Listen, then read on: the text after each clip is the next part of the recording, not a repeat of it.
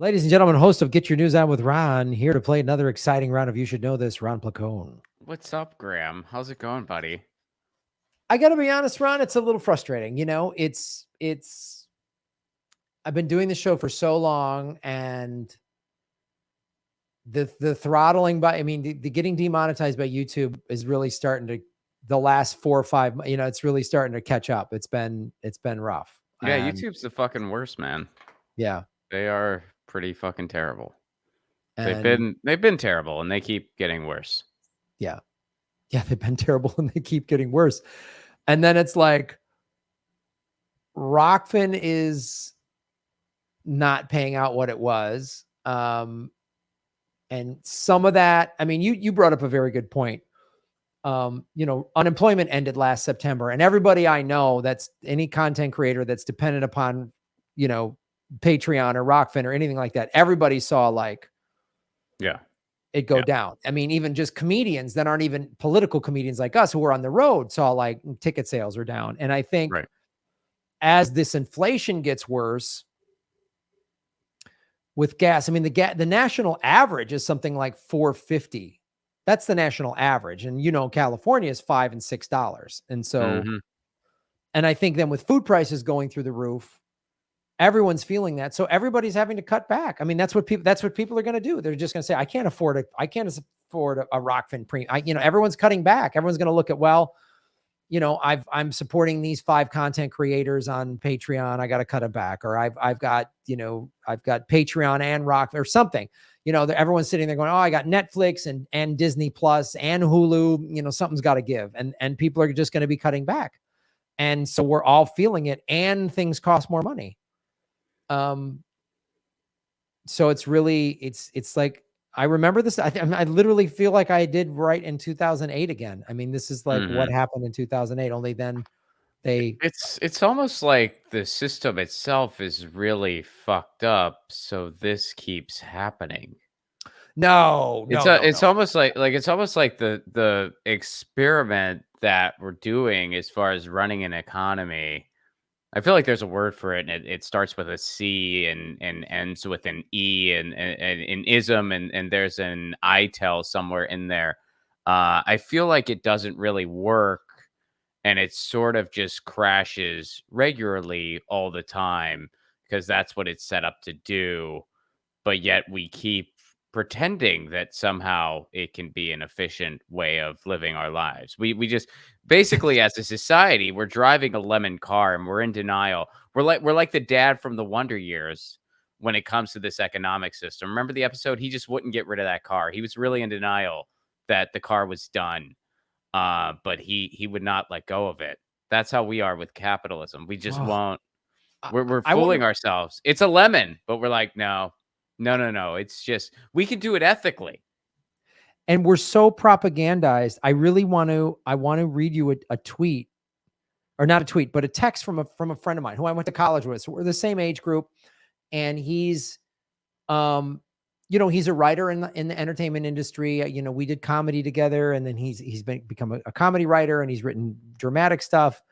And he's also a pretty big lefty, and he's really like, has voted third party throughout his life, doesn't like the 2-party system, but had some of that. Like, I think I did as well, of like, I voted third party plenty of times before I even started, doing my YouTube show. Like, I voted third party in 96 for president and stuff like that, but still had this, like,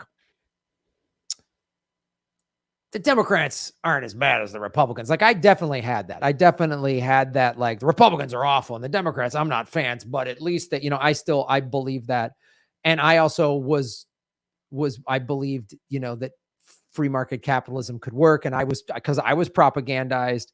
Your generation wasn't as much because you grew up in more of a post-Soviet Union era. But when I was a kid in the 70s and 80s, it was way prevalent about how socialism was equated. We were taught socialism was the same thing as like totalitarian Stalin era communism, which wasn't even really actually communism. It was more of a totalitarian thing. And this is a friend of mine who's waking, he's doesn't like Trump, glad Trump is gone, but is seeing how bad Biden is. And he said,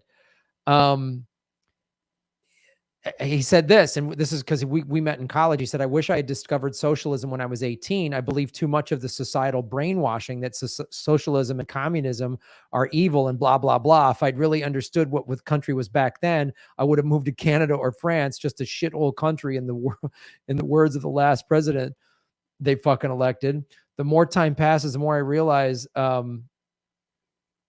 that Trump reflects the soul of America, which is funny. I wrote, same here. I drank the free market capitalism as good Kool-Aid for too many years. And, this is a guy who, Bernie supporter and stuff like that, but also, cheered when Trump lost, Sure. which, has some family members. He's not Jewish, but he's actually Native American, has family members that are Jewish. And so they were like, I got like Jewish people being like very scared of Trump based on what, I got that. But it's like now the even liberals are like, well, Trump was awful. And now we thought Biden was going to, we were dancing in the streets for Biden, and there's nothing is better. And now they know, everyone's like, Democrats are going to get crushed in the midterms. Right. And the Republicans are either going to run Trump again or somebody way smarter, like an actual fascist. Trump's not a fascist. He's just I think it's going to be Ron. Well, I disagree. I do think Trump's a fascist. I just don't think he's even bright enough to know what that really means.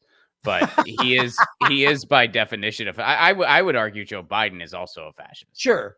I mean, I would argue they both are definitionally fascist. Yes, I think Trump. Yeah, he doesn't. I think Trump will just would align himself with whomever would help him. He doesn't care if they're fascist. Like literally, if he thought he could get elected by running with, the gay pride vote, like he would have done. You know what I mean? He would have just said, "I'm gay. I'm Trump. I've always been gay. I've loved the gays." Like if he thought that would have got him elected, he would have said whatever.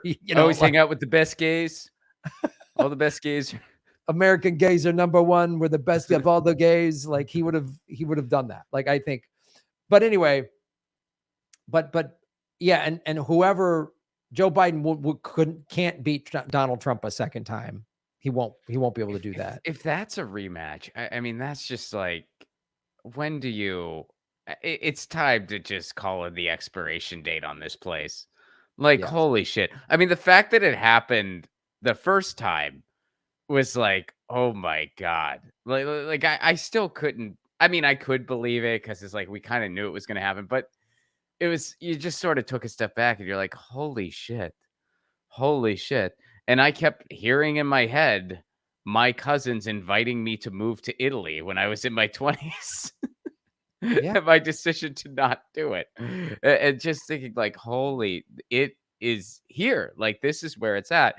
And even in in November of 2020, I was like, it's okay to be happy Trump lost, but not happy Biden won.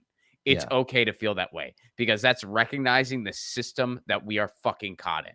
You're allowed. I'm glad Trump won. I'm not happy Biden won. And we knew that one of those two things was going to happen. Or yeah, I'm not happy that Biden won. Yeah, and I'm happy Trump lost. Like it's okay to feel that way because that just shows what the system really is.